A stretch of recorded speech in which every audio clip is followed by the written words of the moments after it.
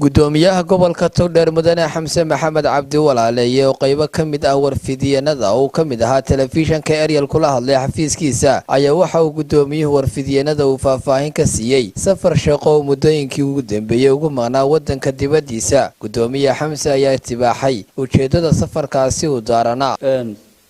safarka shaqo oo aan ahayn ama ugu wehelinayay xildhibaan ka tirsan xildhibaanada golaha baarlamaanka Jamhuuriyadda Soomaaliland xildhibaan Cabdilaahi Balaaki waxaanu ku tagnay dalka Sweden runtii safarka waxaanu la kulanay oo na soo marti qaaday xafiiska wakiilka Jamhuuriyadda Soomaaliland u fadhiya dalka Sweden oo martiqaad nooga helay gobol kamid ah gobolada dalka Sweden gobolka Västmanland gobornatorkiisa barasaabkiisa martiqaadkaas kulankii horeeyay waxaanu la yeelanay sida aad saxaafadaba ka arkayseen runtii barasaabka gobolkaasi Västmanland oo caasimaddiisu tahay magaalada Västerås gabadha la yiraahdo Mrs Barbara waxaanu ka wada hadalay runtii sidii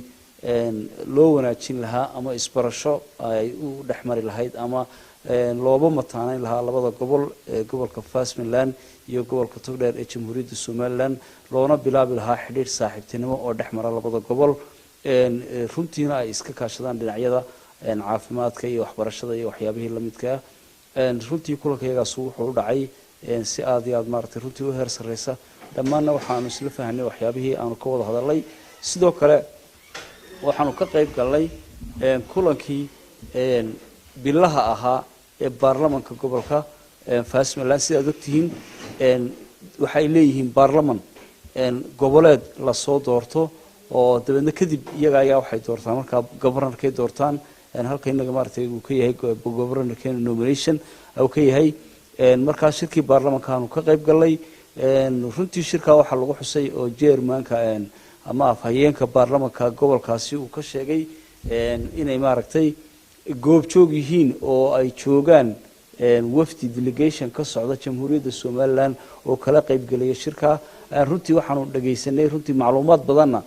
maaragtay aanu ka qaadanay qaabka ay u dhacayaan doodahooda iyo qaabka loo soo bandhigayo barnaamijyada iyo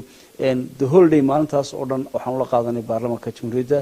baarlamaanka gobolkaasi Västmanland. sidoo kale gudoomiyaha gobolka Togdheer Xamse Maxamed Cabdi Walaaleeye ayaa ka hadlay warar muddooyinkii u dambeeyay sheegay in gudoomiyaha Xamse uu sharaxan yahay gudoomiyaha xisbiga kulmiye. Arinta labaad ee aad ka dhawaajisay